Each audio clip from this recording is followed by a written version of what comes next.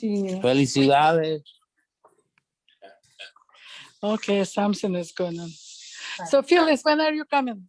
Roy, dale, Roy, arranca. Ok, pero ¿tienes el control de mute? No, todavía no tienes el control de mute. Ah, you have. No puso todos a mute, vas a tener que abrir tu mapa otra vez. Yo voy a hacer uno a uno, ¿ok? Ok, perfecto. Primero de todo, muy buenas tardes a todos. Con el respeto de mis padres, bienvenidos, de todos los familiares, del rabino. Es un placer para todos nosotros, los hijos, nietos y bisnietos, poder disfrutar de una tarde de las historias y vivencias de nuestros padres. Y solamente tenemos 60 minutos, así que hay unas preguntas preparadas por los nietos primogénitos y cualquier otra persona que quisiera preguntar a través del chat nos los hace y le vamos a hacer las preguntas de una vez. Antes de empezar, solamente quiero reiterar y darle las gracias a Dios por habernos permitido de tener este día tan especial junto con todos ellos. Así que con ustedes le paso la batuta a los nietos primogénitos para que arranquen. Voy a quitar eso.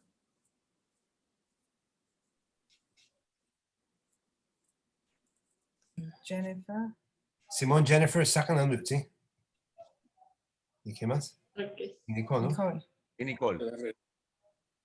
Se está grabando. Nicole. Sí, falta Nicole. Sí.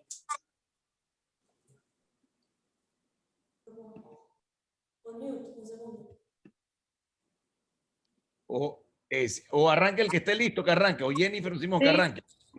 Simón, ¿estás ahí? Sí, estoy aquí. Creo que falta Nicole. ¿Quieres, Si quieren, arranque uno, no importa, para no atrasar. que ¿quieres arranque. empezar tú, Simón? Dale, Wes. Bueno, aprovechemos para Hola, empezar. ya llegué. Súper. Bueno, dale, que Nicole arranque entonces. Ok, voy a hacer la primera pregunta. Sí. Hey, hi, guys. Hi, Jennifer. Ok, Bubi, abuelito, cuéntenos un poquito acerca del lugar y el año en que nacieron. ¿A quién pregunta? ¿A mí o abuelito? Yo primero. Primero a las damas. A ver. Bueno, yo nací en el 1900. No digas. ¿Aló? En ¿Ya me, Cuba. ¿Ya me escucharon? Sí, Sí, mami, dale. dale. Ok, yo nací en la provincia de Matanzas, que es cerca de La Habana y cerca de Varadero, pero no la conozco porque de ahí me fui muy chiquita, tenía como 2 años, no me acuerdo, para los Estados Unidos con la familia de mi mamá, y después regresé a Cuba, y después estuve en Santiago de Cuba, y bueno, y después ahí más o menos recogí un poco de la isla de Cuba. ¿Qué más quieren saber? Ahora, papi. Ante todo, un saludo a todos y los mejores deseos a todos los que nos están viendo, familiares y amigos. La historia mía comienza en 1933. Nací en Cuba, en una sección que se llamaba El Vedado, que era la clínica, y ahí es donde comenzó la historia mía en Cuba. Vivíamos en la parte nuestra, vivíamos en Marianao, donde mis padres tenían un negocio y vivíamos allá. Y fue una juventud muy alegre, muy completa, porque había, como todos los muchachos en esa época, nos divertíamos, jugábamos, hacíamos diferentes juegos y todo. Y hasta ahí estuve viviendo hasta que llegó el momento que me casé. Gracias, gracias. Siguiente. Bueno, entonces yo voy a agregar también, yo me crié en Santiago de Cuba, pero después nos mudamos a Santa Clara y después a La Habana, que ahí fue donde conocí a mis compañeros de toda la vida. Ya, en La Habana, ya estando mayores, digamos, de edad, estábamos estudiando en la universidad, terminamos diferentes estudios y nos casamos. Eso fue en el año 1957. Vivíamos muy felices, muy contentos, se vivía muy bonito en la juventud allá. Hacíamos actividades muy agradables, vivíamos cerca de la playa y todo fue bueno hasta que llegó el monstruo de Fidel en el 59, donde tuvimos que salir volando. Espérate, no nos adelantemos todavía. Deja que tus nietos tienen más preguntas, así que Bueno, arriba. calma, no te adelantes.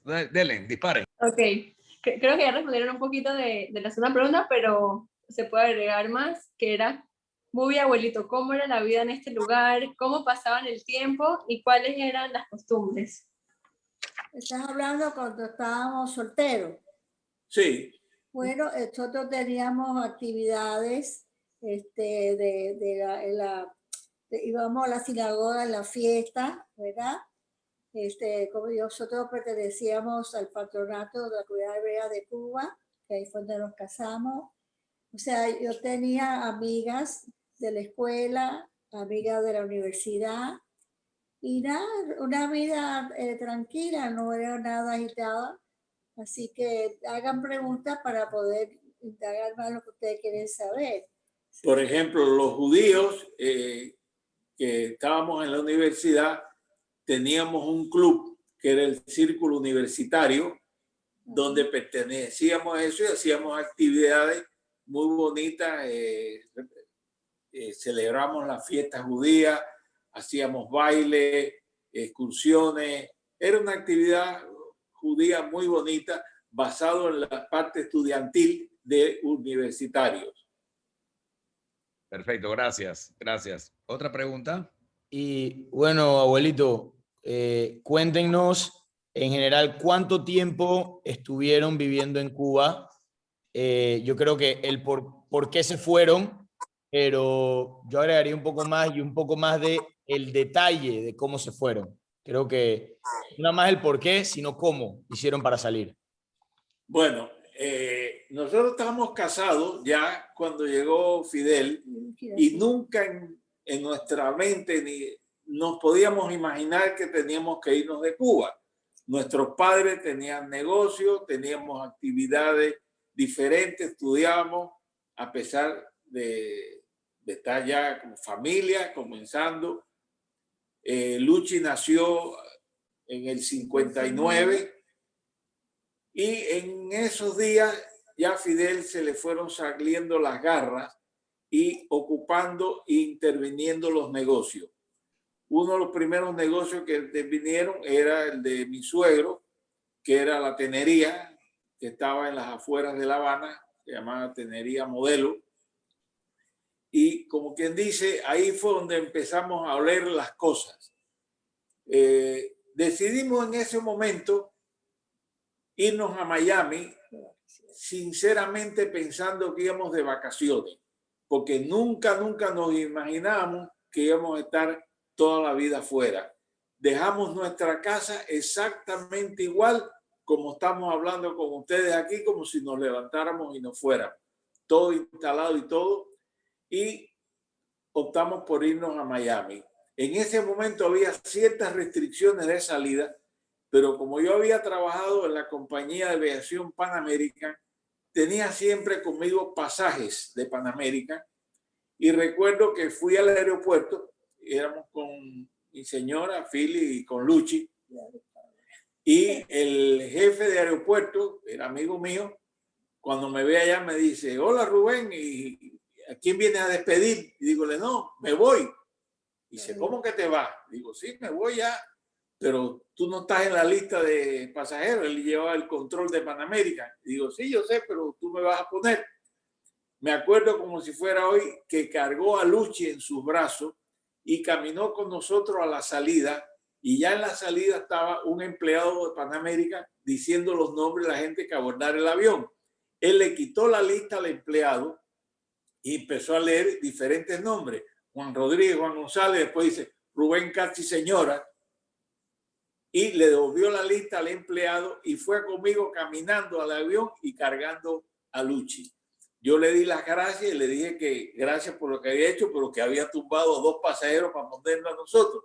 Me dijo, no te preocupes, yo los meto en el vuelo de mañana seguramente y que tengas buen viaje. Eso fue la despedida e inicio de nuestro exilio.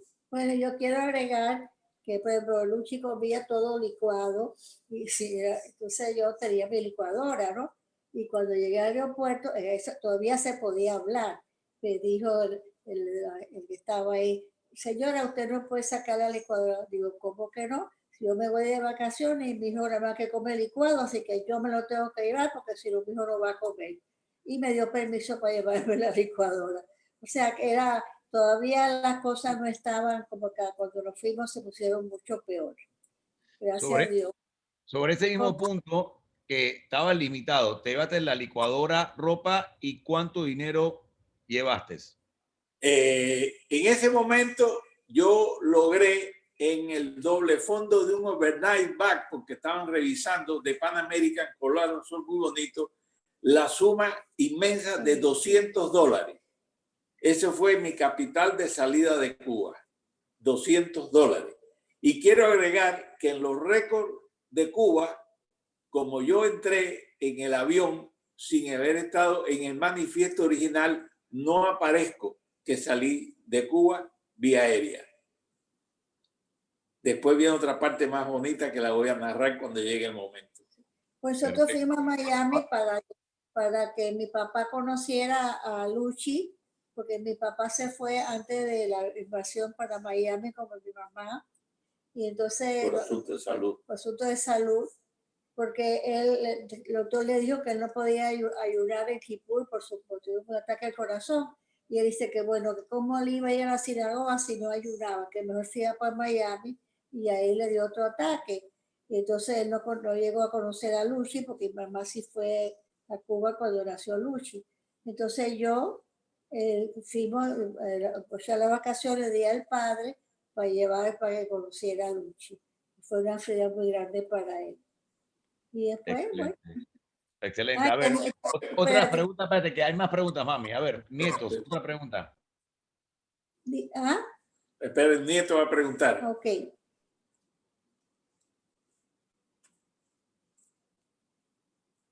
Dígame, nieto o nieta. ¿Cómo fue la llegada a Panamá o en el país que viviste la mayor parte de tu vida? ¿Y qué es lo que más recuerdas de esos tiempos? Bueno, Rubén, ¿qué Bueno, empieza? la llegada mía a Panamá es una aventura muy bonita. Estamos trabajando en Miami y honradamente quiero decirle que a mí no me gustaba. Será porque el trabajo que tenía era un trabajo bastante duro, no por el trabajo, sino por el horario. Yo entraba a las 5 de la tarde y estaba trabajando hasta las 3, 4, 5 de la mañana. Mi vida en varios meses, como un par de años, cambió totalmente. Yo de día dormía y de noche trabajaba. Eso fue el asunto. Estando allá entonces, alguien de Panamá estaba buscando una persona para trabajar en zona libre y a través de un amigo mutuo me llamó y me dice, mira, hay este asunto. Yo fui, me entrevisté con alguien que en paz descanse, el señor Walter Kardonsky, y conversamos y ya ahí hicimos el deal y no hablamos más nada. A las pocas semanas recibo una carta de él diciendo, me saluda y me dice que vaya a la embajada de Panamá en Miami, que ahí está la orden para que me den el visado para entrar, y no me dijo más nada. Venga, y aquí hablamos. Y digo, bueno, así empezó la cosa. ¿Cómo te preparaste para el viaje? Para el viaje, en ese momento, con orgullo tengo que decir que logré vender unas cajas de tabaco que mi hermano José había traído, pues también salió, y con la venta de eso, más la venta de un carro Anglia que tenía, logré dejarle a Phyllis el alquiler de 2 meses, dejarle algo de dinero y comprar mi pasaje, porque la compañía esa que me llamó no me mandó los pasajes, yo lo compré, o sea, era un juego. Y llegué a Panamá creo que era con 80 o 100 dólares más o menos. Ok. Ese fue mi arribo a Panamá. Yo quiero agregar algo, ¿no? O sea, Rubén estaba muy triste en Miami y cada vez que se encontraba con alguien que lloraba, que todo lo que habían perdido. Él sí iba contento a la casa, pero le amargaban la vida con la gente quejándose. Y a mí me decía, tú cuando nos vayamos a Cuba, no vas a Miami ni de vacaciones, nada, aquí no vuelvo más. Entonces eso me llamó el cuñado de Volpe, el que tenía la agencia de eso, pasajes. de pasaje, y papi estaba durmiendo. Y me dice, Fili, ¿tú te quieres ir a Panamá? Digo, ¿qué hay en Panamá? Dice, hay un señor paisano que está buscando un muchacho que sea para trabajar en Panamá, que sea cubano, contador y judío. Y Rubén era 3 cosas, ¿no? Digo, sí. Digo, entonces, oye, una pregunta, ¿cuál es la moneda en Panamá? Me dice dólares. Ah, bueno, cuando Rubén se despierte, yo le digo que llame donde el teléfono que tú me diste y que se ponga de acuerdo. Rubén se fue y tuvimos 9 meses separados. O sea, él en Miami y yo en Panamá, porque bueno, por cosas que pasaban en Panamá y él no quería que yo fuera. Tú en Miami. Tú en Yo Miami sí, y yo en Panamá. con los 2 niños, Luchi y Robert. Sí, yo te lo cuento. Sí, Bueno. lo que sí quiero decirle, una cosa que siempre se lo agradecí, como quiera que sea, éramos personas desconocidas, al menos que si el señor averiguó de dónde veníamos.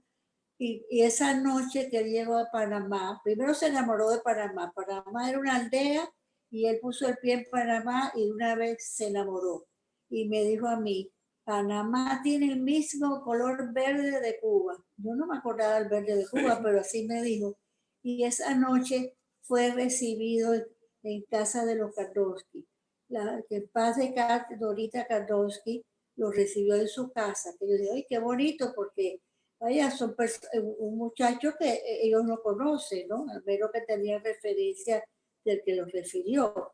Y de verdad que es una cosa, y ella fue una persona muy especial para mí.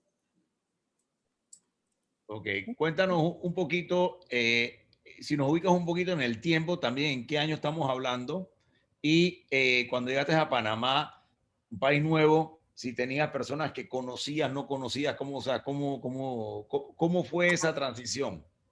Llegando a Panamá, precisamente fue como 5, 6, 7 meses antes de los famosos sucesos de enero, aquí en Panamá, que todo el mundo recuerda, con el asunto de los estudiantes, con la escuela de Balboa y todo.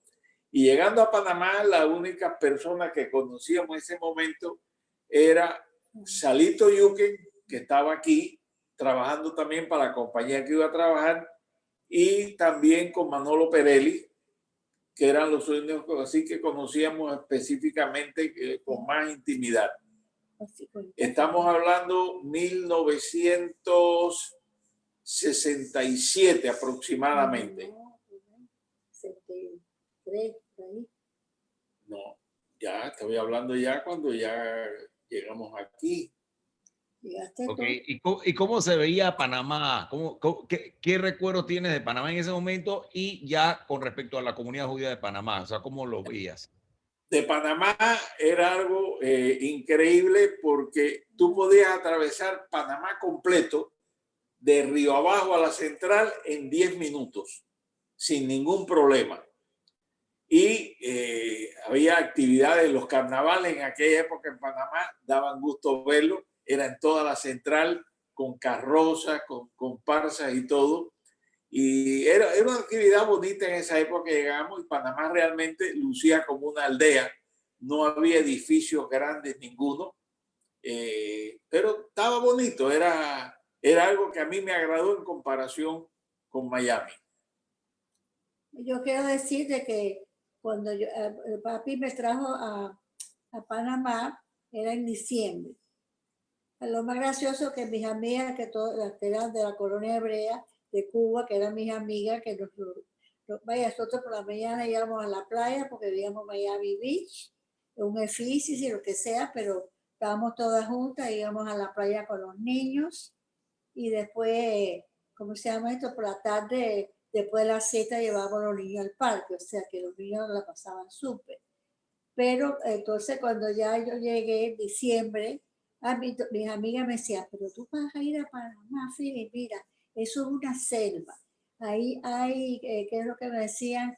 Habían, ay, ya no me acuerdo, mosquitos, está la fiebre amarilla. Sí. Y vaya, digo, bueno, y llueve mucho. Digo, bueno, sí, mi esposo estaba contento porque él estaba contento en Panamá, pero tenía que ir a buscarme y no me venía a buscar. Digo, bueno, pues, entonces yo le dije, mira, ya toda la ropa de invierno la tengo empacada, porque ya iba, y no me, entonces digo, voy a empezar a desempacar las cosas de invierno, porque ya venía septiembre, había un poco frío. Entonces me dice Rubén, no desempaque, que ya pronto te voy a ir a buscar. Entonces en eso, las amigas mías me empezaron a prestar un suéter, boberías así por el frío. Y hasta que por fin, bueno, en diciembre vino a Miami a buscarme y llegué a Panamá, perfecto. Y él a los pocos días se tuvo que ir porque esa parte no me la sabía, porque si yo no hubiera venido, que él tenía que viajar a donde fuera. Porque la cosa es que me iba a dejar sola en Panamá. Yo tuve la gran suerte de hacer dos amigas, una que conocía de Cuba, que era Silvia Eisen, y la otra Frania Eisen, que para mí, ella y los esposos se portaron como si fueran mis hermanos. Porque cuando Rubén se fue, yo estaba en la central el día de la invasión, de la cosa del problema con los estudiantes. Del 9 de enero. Del 9 de enero, yo estaba ahí el día 8 con la amiga mía que se iba de regreso a Miami, y con Frania, que fuimos a la central, nos fuimos a la central, no nos dimos cuenta de nada. Al día siguiente, Frania vino a la casa y me dice, Philly, ven, vamos que tenemos que ir al súper. Digo, no, a mí no me hace falta nada en el súper, yo tengo todo. No, que es que mira lo que pasó. Y me contó. Entonces yo dejé a Robert en la casa de ella y me llevé a Luchi conmigo. Y entonces ahí estaba todo el mundo, era un coche chiquitito que estaba En Vía en Vía Argentina. Argentina de los Sacachi, y estaban toda la gente agarrando lata y agarrando. Y yo me acordé, digo, entonces me fui de mi patria por estos motivos y ahora me va a coger esto aquí en Panamá. Y empecé a llorar que no me aguantaba. Y Luchi me decía, mami, ¿por qué tú lloras? Digo, ay, Luchi, me entró un dolor de cabeza que no puedo aguantar dolor de cabeza. Y porque ya lo que le iba a decir al niño, ¿no? Entonces una señora panameña se me acerca y me dice, hijita, ¿y por qué tú lloras? Digo, porque bueno, imagínense, yo estoy sola aquí, mi esposo no está, y alégrate que él no esté, lo que me voy a alegrar. Entonces llamé a mi amiga, o sea, a Rosita Yuker, que se iba para, Rosita, por favor, si te vas para Miami, pasa por mí, por los niños para ir. Nadie se podía ir porque estaba el aeropuerto cerrado. Rubén no podía venir y yo no me podía ir, ¿no? Pero bueno, así está. A ver, agrega algo más tú. Eso es el comienzo más o menos en Panamá. Ah, y otra cosa, nosotros veníamos nada más que por 3 años. Sí, mi plan era 3 años y regresarme a Miami. ¿Y qué pasó? Gracias ¿Por qué Bueno. cambio de planes? Bueno, a mí me pasó, por ejemplo, yo me iba a volver a Miami porque quería estar con mi mamá que estaba enferma, pero no, ya mi mamá se había ido y ya yo no quería volver porque no estaba mi mamá, ¿no? Estaba mi papá, pero yo sufrí mucho. Entonces en eso Rubén estaba cada día más enamorado de Panamá. Él Panamá. Y yo tenía un pie en Panamá y un pie en Miami por mucho tiempo. Mucho tiempo yo tenía la elección, ¿no? Pero bueno, le doy gracias a Shen todos los días, pero todos los días, porque lo mejor que me pudo haber pasado a mí es venir a Panamá, que mis hijos se criaran acá, y yo no cambiaría Panamá, sería por Israel, pero ir para mí Panamá, que Dios la tenga tranquila, que no tengamos que emigrar, pero Panamá, la familia aquí es unida, y todo es una belleza. Yo estoy muy feliz en Panamá. En esos días ya que estábamos ya planeando para regreso, me acuerdo que un domingo, que en paz descanse, Manolo Ferelli nos fue a visitar allá, vivíamos en Colón en esos momentos, y hablando, le expliqué que me iba para Miami. Entonces me dijo que por qué. Digo, no, porque ya ese es el plan mío. Al final estuvimos hablando y me convenció, y desde esa época entonces me quedé trabajando con ellos, donde estuve los próximos 25 años trabajando ahí con ellos en lo que es la garantía, negocios en Colón, etcétera, etcétera. Una pregunta, ahora que ya estamos, ubícanos un poquito en el tiempo y ya entrando en lo que es Betel, cómo era en esos años y la parte de la educación de los hijos. Bueno, la verdad que durante ese tiempo yo me involucré mucho en el asunto comunitario. Fui presidente de la B'nai B'rith, fui presidente del Instituto Alberto Einstein, fui presidente de Betel, y la realidad que en esa época Betel era una sinagoga totalmente conservadora y éramos una cantidad muy pequeña de miembros, no había muchos miembros, pero se trabajaba bien, teníamos servicios religiosos allá y estuvimos ahí muy bonito. Vaya, en la forma que desarrolló, éramos porque estaban todavía las otras sinagogas, pero éramos del grupo Esquinasí, que éramos una minoría, somos todavía una minoría aquí en Panamá. ¿En qué año? Ubícanos en el año. Año. Sí, éramos. Ay, Dios mío. Vamos a ver. Echa para atrás. Bueno, los 25 años que estuve acá, yo empecé a trabajar como en el 67, 68, y de ahí estamos hablando los años 70, principios del 80 más o menos, donde empecé a hacerme las actividades comunitarias donde participé. Estamos hablando de los años 80 y pico, por ahí más o menos. Siempre se hablaba mucho de la relación comunitaria de Panamá y con el gobierno militar de aquel entonces e Israel. ¿Tiene alguna anécdota o Sí, cuento? es muy, muy simpático. Nunca se me olvidará la relación que en paz descanse el doctor Clefish, que era nuestro líder espiritual, aparte de ser el director del Einstein, tenía una relación muy, muy, muy cercana con el gobierno a través de Torrijos. ¿Y cuál era la relación? Lo que pasa es que Torrijos, los hijos de Torrijos estaban estudiando en el Einstein. Era tanto la relación que inclusive Torrijos privadamente usaba al doctor Clefish como consejero y mentor en muchas cosas. Y es bonito, y yo estuve presente una vez porque Torrijos lo mandaba siempre a buscar con un auto para algo, porque Clefish no tenía transporte, que un sábado, estando en la sinagoga, él mandó a buscarlo y le dijo al, ¿cómo se llama esto?, al chofer que vino, que lo sentía mucho, pero que le diga al Torrijos que mientras es Shabbat, que no lo molestara, que él estaba en la sinagoga y que cuando terminara el Shabbat, él iba a llamarlo.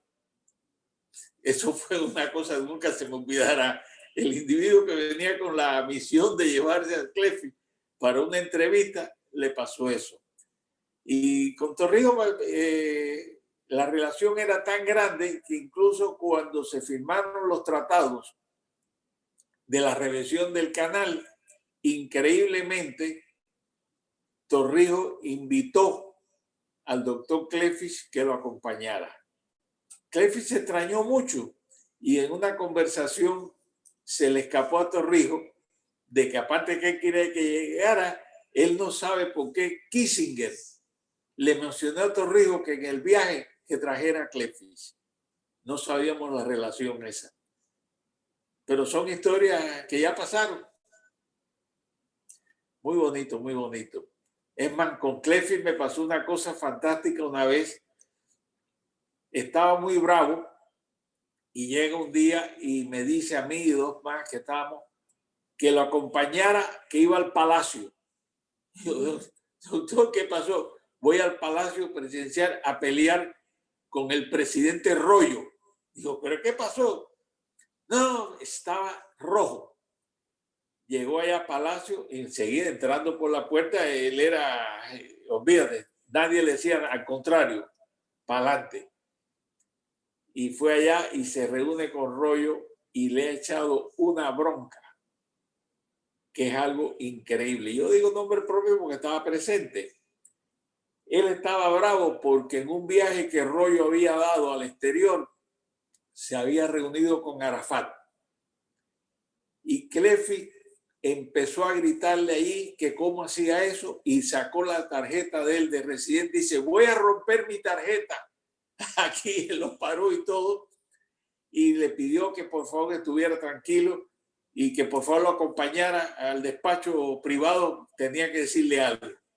Estuvieron reunidos como 20 minutos, 25 minutos, salieron, ya Clefi ya tenía su color natural, se le había ido el rojo, tranquilo y regresando. Él no me dice nada. Cuando llegamos a su casa, digo, doctor, ¿qué pasó? Y en ese momento me dijo que Royo le había confesado de que él había tenido la reunión con Arafat por orden del gobierno norteamericano, que le pidió que se reuniera, no sé qué detalles hubo, y que por eso lo hizo, no porque tuviera la simpatía. Cosas que pasan. Muy bien, muy bien. Si nos puedes hablar un poquito de la parte, o una pregunta antes que nos ha hecho, que si en Cuba había colegios judíos, si había o no, y si fueron, y luego tu experiencia en Panamá viendo cómo se criaron tus hijos versus cómo ustedes se criaron. La realidad que había escuela judía en Cuba se llamaba Centro Israelita y no se estudiaba el hebreo, se estudiaba el yiddish. El hebreo solamente algunas personas lo indicaban o entrenaban privadamente a los muchachos que iban a hacer bar mitzvah para leer. Pero en la escuela lo que se daba, aparte que era secular con todas las asignaturas normales y corrientes, era el yiddish lo que se aprendía allá. Que es diferente a lo que era aquí en Panamá, que ya es, la escuela ya era el hebreo completo y en esa época que cuando llegamos solamente existía el Einstein. Pero tú nunca fuiste a la escuela judía. No, no. Mi hermano sí. Mi hermano fue a la escuela judía. Yo no.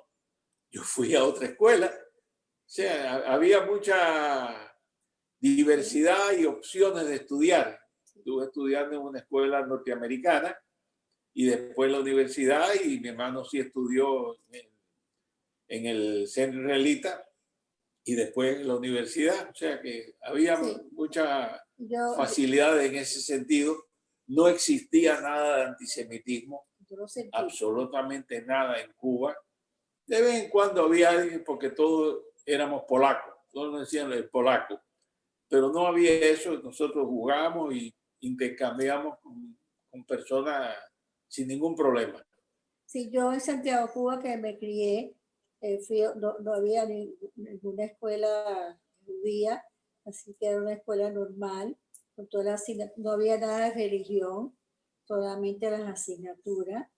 Ahí después fui al instituto y después me mudamos para La Habana y ahí pues me fui a la universidad a estudiar. Y justo en la ciudad también estaba Rubén, pero no nos veíamos porque él trabajaba de día, estudiaba de noche y por la libre. Y yo así estaba ahí, o sea, nos conocíamos, pero no teníamos así trato ninguno, porque ya no nos veíamos, ¿no? Y así, la verdad que nunca fui, lo único que yo fui con, pero no me acuerdo, la Chomé, no me acuerdo qué cosa era, que vino un muchacho de México y nos daba clases de baile y cosas así. La Chomé. No me acuerdo. No me olvido, pero págalo. Yo siempre lo dejo fuera de aquí para ver si Es una orquesta. ya ciérralo. Ya está. Bueno, así, pero Y- no, nunca. Lo único que vaya, cuando yo vivía en Santiago, Cuba, mi papá me hablaba mucho de que éramos judíos, que si yo me hacía la historia de Moisés, o sea, me hacía historia, ¿no? Historia, me hablaba, porque no había escuela. Lo que sí teníamos era ahí, que me gustaba, no entendía, teníamos una casa que hacíamos actos, y ahí los judíos éramos los polacos y los turcos. Los turcos eran Los Cuba, sefaraditas. los sefaraditas, pero todos venían de Turquía. Y eran muy unidos con mis padres y todo, pues había unión. Entonces ahí hacíamos fiestas, y de Reina Esté, todas las fiestas que se hacen, las hacíamos ahí en esa casa. Porque yo no sabía que era una sinagoga. Entonces cuando llegaban las fiestas, yo veía que mi papá iba para un cuarto con otros señores, y otros señores iban para otro cuarto, y yo pregunté, ¿pero por qué tú vas para este cuarto? Y los otros dicen, no, porque nosotros rezamos aquí, que somos eskenazitas, y los otros son separaditas y van a estar ahí. Fue la única separación que había, pero lo demás éramos muy, muy unidos en Santiago de Cuba. Un dato curioso, se me olvidó decirlo al principio, es una anécdota. Mis padres, papi y mami, paz descanse, eran de Polonia. Vivían en el mismo pueblo y no se conocieron en Polonia, se conocieron en Cuba. Y ahí fue donde se casaron. Curiosidades. Cuéntanos un poquito sobre la juventud judía en Cuba y su relación con la creación del Estado de Israel. No estábamos chicos, En el año, estaba chico. cuando tuvo la creación del Estado de Israel, se sabe, no puedo dar los detalles, pero se comentaba que había una juventud con ideas muy sionistas dentro de Cuba, jóvenes. Y se sabe también que en los comienzos de la guerra del 48, muchos muchachos judíos, sin decir nombre, ni procedencia, ni cómo lo hicieron, salieron de Cuba y fueron a Israel a pelear junto con el Estado judío, lo que está viendo como un gran esfuerzo. No puedo recordar quiénes fueron porque inclusive lo tenían muy callado en aquel momento y no se quería hablar de eso. Esa es la relación que había en el Estado de lo que era. Había simpatía. Mi mamá, que en paz descanse, su sueño era ir a vivir a Israel. Era muy sionista. Igual que mi papá. Y el papá de Philly también, Noel, que en paz descanse. O sea, que había un sentimiento judío bastante arraigado. Hay una historia que siempre me ha llamado mucho la atención y era sobre cuando llega Fidel Castro al poder y había un ruso encargado judío. Y Bueno, esa historia es algo que muy poca gente conoce. Y lo tengo que confesar ahora aquí para los que no sabían. Los primeros años de Fidel, quien mandaba en Cuba era un judío ruso. Era un judío ruso que fue enviado por Rusia en los años 40 aproximadamente a la formación de los partidos comunistas en Centro y Suramérica. Él era judío, casado con una joven judía de Cuba, vivían en Cuba y él se llamaba Simhovich.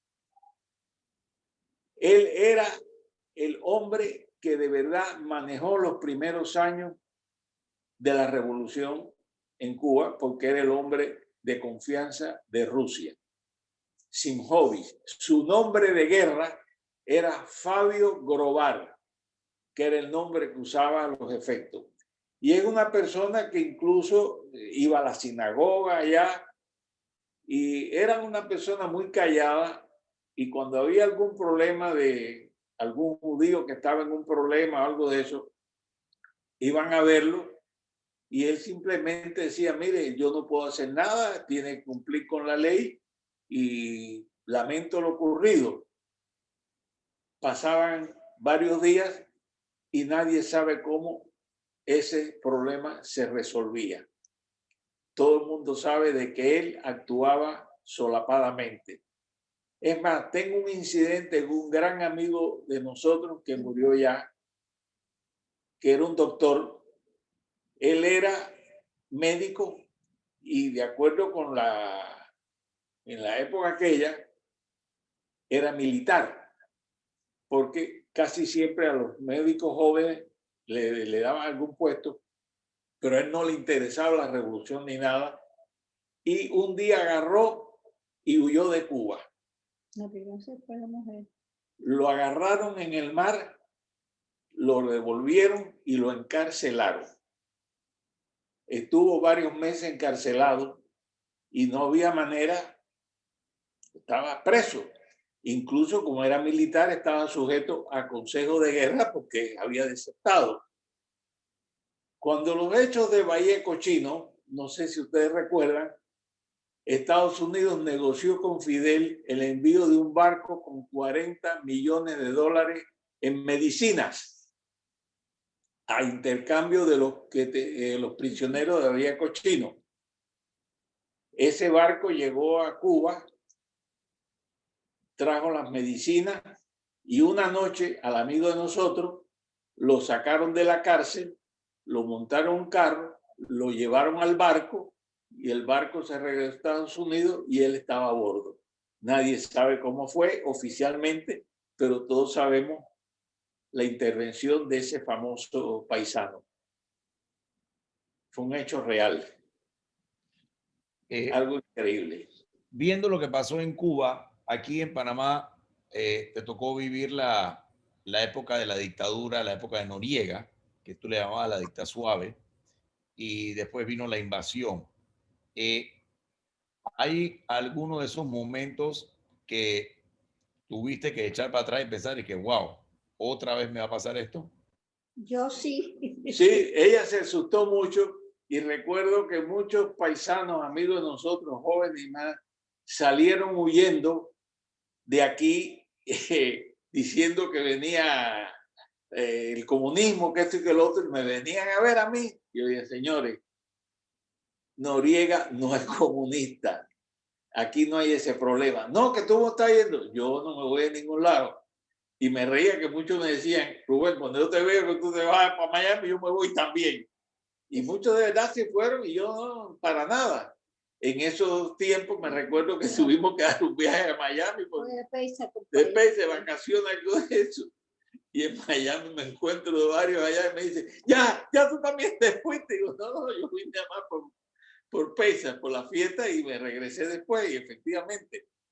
Yo sí estaba muy asustada. Ella estaba muy asustada. Yo decía, vamos a llevarnos todas las fotografías que tenemos de los niños, las fotos que yo quiero. Pero bueno, gracias a Dios. Pero bueno, hay que estar alerta de todas maneras. Ahora hay otros problemas peores. Un pensamiento. Hoy, ustedes, con la experiencia que tienen, si tuvieran frente a ustedes al Rubén y a Philly jóvenes de 18, 19 años, ¿qué consejos le darías? Amárrense los pantalones, ahorren lo más posible y trabajen, que esto es pasajero y todo, si Dios quiere, en Panamá se vuelve a restablecer y a coger su curso normal. No va a ser rápido porque el golpe ha sido grande, no solo Panamá, sino en el mundo entero por el asunto del coronavirus. Pero todo se va a resolver y aquí yo no veo, gracias a Dios, ningún tipo de problema. Es más, hay algo que es interesante para que ustedes sepan. En Cuba, en la época de Fidel, nunca Fidel se metió directamente con los judíos por ser judío. Se metía en los negocios para intervenir, igual que intervenía un negocio, un español, de un cubano, de un italiano, y lo que sea, pero no como judío. Adicional, hay un hecho que se sabe, que conta, que una de las cosas que Fidel le recomendó a Chávez en cierto momento, no te metas con los judíos. no te metas con los judíos como judío. No te metas, porque te va a costar caro. Y parece que las palabras de Fidel fueron sabias. Ok. Ahora mismo tienes en pantalla a tus nietos, gracias a Dios, y bisnietos también. ¿Cuál es el consejo que tú le quisieras dar a ellos? Estudien. Lo único en esta vida que no le pueden quitar a nadie es lo que uno aprende, lo que uno sabe. Te pueden quitar propiedades, ni que Dios lo quiera, dinero, problemas. Pero lo que uno tiene en la cabeza, lo que uno aprende, eso no se lo quita a nadie y es el mejor tesoro que cualquier muchacho, muchacha, joven, lo que sea, puede tener. Aprendan, estudien y pa'lante. Es lo principal. ¿Y tú, mami, qué vas a decir? Bueno, eso mismo, eso mismo que estudien, que nunca se alejen de lo que han aprendido en su casa con sus padres, con sus abuelos, todas las tradiciones de nosotros, todo eso, o sea, que lleven siempre eso metido en su corazón. Los estudios y y que son judíos y que siempre tengan eso presente cuando vayan afuera en el mundo. Se acuerden de eso. Okay. ¿De dónde vienen? Nos quedan 10 minutos y como habíamos dicho, para personas que deseen preguntar, pueden abrir el micrófono y hacerle directamente las preguntas. Yo creo que una de las nietas no habló. Nieta, que nieta no habló, que hable. Creo que fue Jennifer, no estoy segura. Sí, hablé, Bubi. ¿Qué hablaste? Viste, Sí. que estaba pesado. Pero, a ver, vamos a hacer otra pregunta. ¿Quieres hacer una pregunta? Ahorita escuché el consejo, me encantó. Gracias. Okay. ¿Alguna otra pregunta? De los amigos, de lo que sea. Phyllis y Rubén, ustedes han sido una pareja ejemplar, desde pareja, desde padres, consuegros, abuelos, de todo. Me encantó escucharlos, la verdad, una vivencia muy interesante. Y Rubén, lo felicito, la memoria con todos los detalles. Uy, gracias, consuegra. Gracias, consuegra. Excelente, de verdad. No, ahora que hablan de memoria, me acordé de un hecho que tiene que ver con la salida de nosotros. Como ustedes saben, como yo salí, que estaba en el avión y no estaba en el manifiesto. Entonces, cuando fueron a la tenería a buscarnos, no sabían dónde yo estaba. Y sabían que yo tenía una lancha, un bote. Era un bote, motor fuera de borda. Y se pudieron preguntarle y le preguntan al mecánico si había algo que me pudieran decir para dónde buscarme. Y el mecánico dijo que sí, que yo tenía la lancha y que ellos habían fabricado el tráiler allá en la fábrica, en el departamento de mecánica, que le habían hecho el tráiler, pero que él no sabía más nada. Le preguntan al chofer y el chofer dice, sí, yo llevé el tráiler al casino deportivo, que es donde teníamos guardada la lancha. Fueron al casino deportivo a hablar con el marinero o la persona encargada en la galera donde estaban todos los botes y preguntaron por el bote de Rubén Cat. El individuo le dice, no, aquí no tenemos los botes por nombre del cliente. Si me dice el nombre del bote, yo lo busco. Por supuesto, él sabía y le avisó a un tío mío que en paz descanse, Jaime, y que esa misma tarde vino, enganchó el bote y se lo llevó. A los 2 o 3 días ellos habían ido a la capitanía del puerto a averiguar sobre Rubén Cat y yo estaba registrado allá como dueño del bote ese y se llamaba Cabú, que es las iniciales de Cat Buchanan. Y regresaron y le dicen, no, mire, la lancha, el yate, era una lancha, ya al momento ya era un yate para ellos. Y dice Cabú, y dice, ese se fue hace días, se fueron y desaparecieron y nunca regresaron. Wow. A los pocos días salió en el periódico que Rubén Cat se había ido con los tesoros de la tenería en un yate hacia el exterior. Ay, a la vez. Wow. Ese es el detalle curioso. Y yo quería saber dónde están los valores y los tesoros. Pero fue algo pintoresco. Bueno, gracias a Dios, los valores y los tesoros están aquí en Panamá con 12 nietos. ¿Cuántos bisnietos? 11. Ya, yo no los cuento. Cada uno. Ya no los cuento los bisnietos. Aquí están los tesoros. Creo Gracias que a Dios que tengan con salud, alegría y que vengan más. Pero yo no cuento bisnietos. Así es. Bueno, queridos Phyllis y Rubén, Hola, consuegrita. Hola, Alicia. quiero decirles que para mí es un honor tenerlos como suegros. La verdad, siempre no estamos muy juntos, pero en el corazón están muy adentro. Créanmelo. Amén.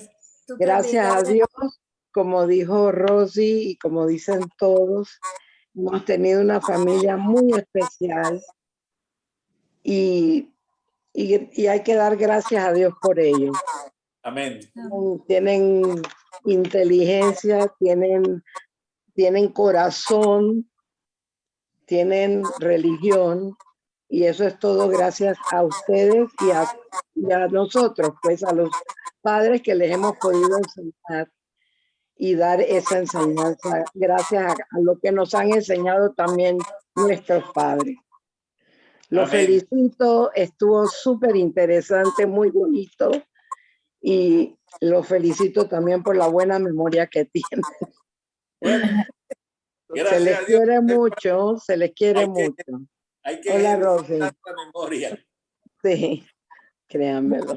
Uy, Qué abuela, especial. Pili, yo no soy parte de la familia, pero si hay alguien que toda la vida los ha admirado por su siempre buen humor, por siempre tener ánimos para echar para adelante, es Belita, tía Phyllis. Ah, ya te veo ya. Siempre te ha admirado por ser una mujer que siempre le gusta verse bien, y eso hay que de verdad tomarlo en cuenta para las futuras generaciones, para tus hijos, para tus nueras, para tus nietas, bisnietas, que aprendan lo importante que es estar siempre al día, porque tío Rubén y tú siempre han estado al día, ser Gracias. parte de una comunidad y siempre participar en ella como le enseñaron a sus hijos, que son todo un ejemplo para todos nosotros.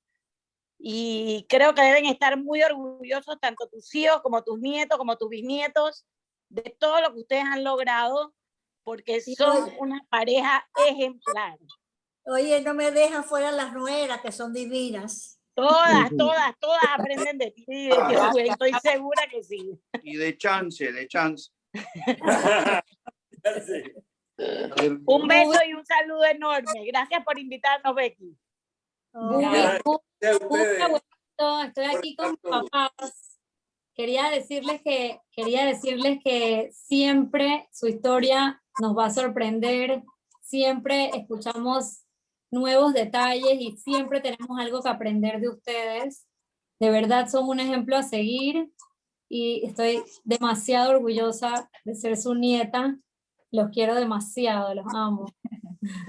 Gracias a ustedes también, estamos orgullosos de todos ustedes, sus logros, lo que han hecho, lo que están haciendo, que están trayendo nuevos vástagos, que es muy bonito eso.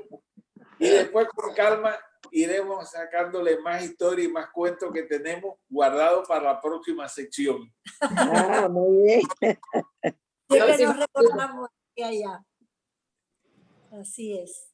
Bueno, lo que también puedo decir a la nueva generación, que un matrimonio es cuestión de paciencia, mucha paciencia, ¿ok? Porque si no, así es. ¿sí o no? Las que Así están es. mayores. Así es la vida. Así es. ¿Quién tiene más aguante? ¿Tú a papi o papi a ti? Yo no sé, estamos ahí a la par. Ella tiene más aguante. Lo que pasa es que ya a estas alturas uno no le hace caso a las cosas que dicen. Gracias, eres amable. Eres muy amable. Metiste la pata. Pero me eres sincera. Ay, Abuelos, Félix, bueno. ¿cómo están? Hola, abuelos. Hola, Jaime. Quería hacerles una... No sé si ya pasaron el round de preguntas, pero yo quería hacerles una pregunta. Dime. Y echando para atrás un poquito y pensando ya en toda la vida, así, en todo el pasado, quería preguntarles, ¿hay algo que si pudieran volver atrás, o sea, si se arrepienten de algo o si pudieran volver atrás, arreglarlo en sus vidas? La verdad que haciendo un balance de las cosas que hemos pasado, los pros y los contras, hay más pro que contra, y yo diría que le doy gracias a Dios por la vida que hemos tenido, por las experiencias que hemos tenido, por los corre-corre y sufrimientos que en ciertos momentos hemos tenido, lo cual nos dio el coraje y la fuerza para seguir adelante, sobre todo al comienzo de la salida de Cuba en el exilio, que fue muy duro, porque saliendo de allá, dos personas como tu madre y yo, con un niño que era Luchi. 15 meses. 15 meses de edad, sin saber lo que venía en el futuro y con el capital de $200, óigame, es duro comenzar eso, pero te digo, le doy gracias a Dios por todo. Me gustó. Muy bien, muy Muchas gracias. bien. ¿Algún detalle más que quieran saber? ¿Alguna otra pregunta? No me hagan preguntas sobre las próximas filmaciones que estoy haciendo de películas, que esas son privadas y eso no lo voy a divulgar.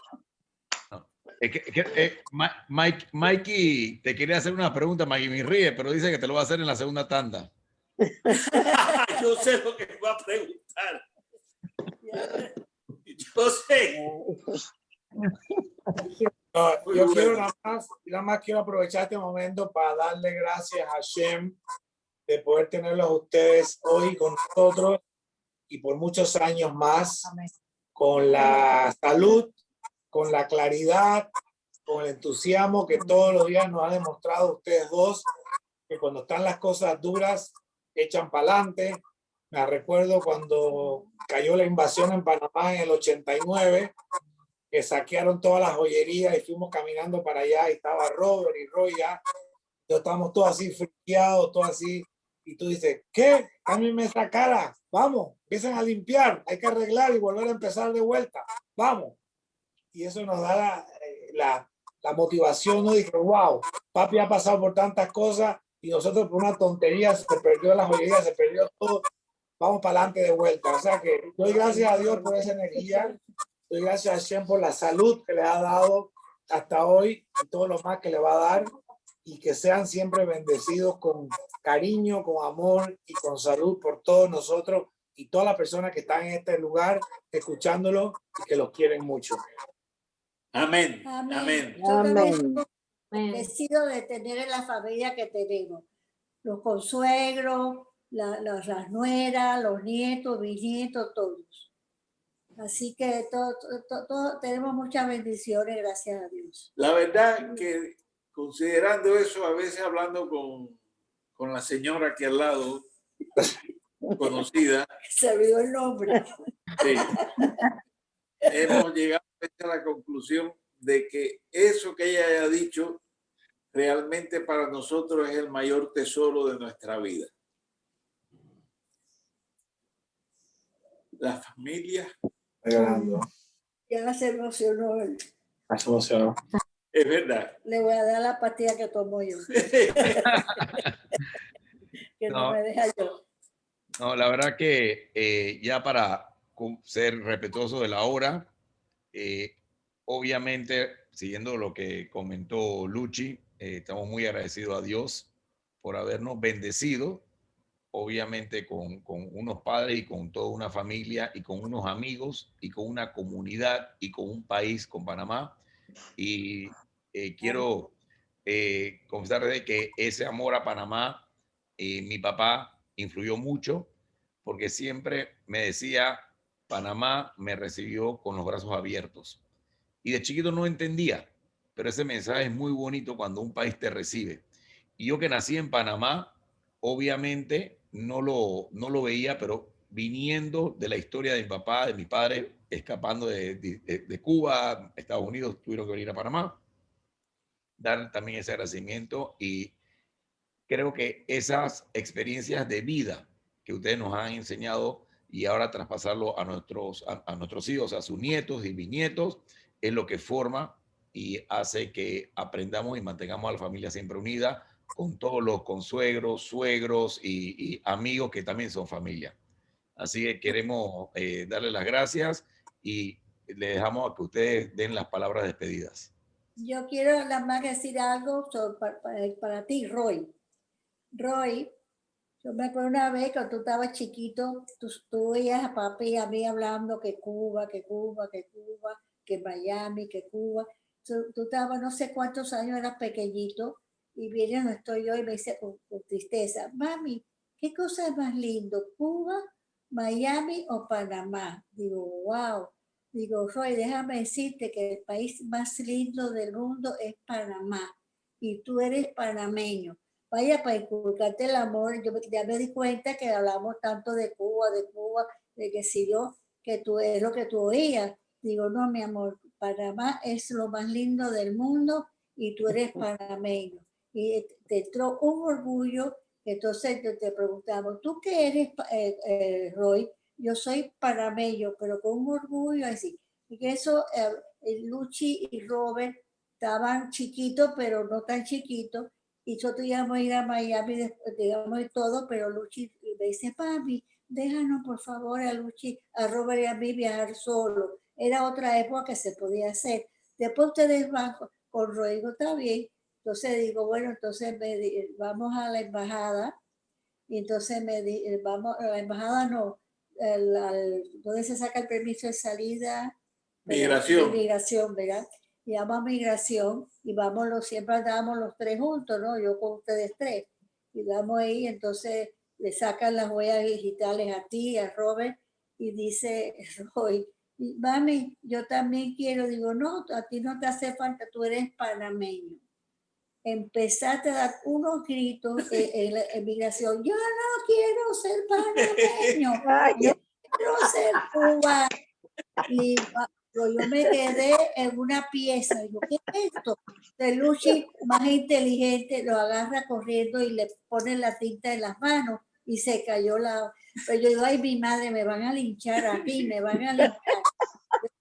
Cuando salimos, lo agarro de un brazo y le digo, oye, venga acá, ¿tú qué eres? Yo soy panameño. Digo, ¿y por qué tú gritaste que tú no querías? Porque tú me dijiste que los panameños no van a Miami. Eso fue lo que le entendió. Por poquito. Ay, qué No hay palabras mal dichas, sino mal interpretadas. Eso mismo. Yo pensé que me iban a botar de ahí para Cuba, lo que fuera, porque imagínate tú, que gritar ahí inmigración. Bueno, por lo menos no me dijiste, ahí viene el mosquito, así que me salvé. Eso no era mosquito era cuando estaban en el carro que se portaban mal y que no entendían, digo, viene un mosquito, y ahí ya sabían lo que era el mosquito y se quedaban calladitos, ¿no? Cuando subían en el elevador.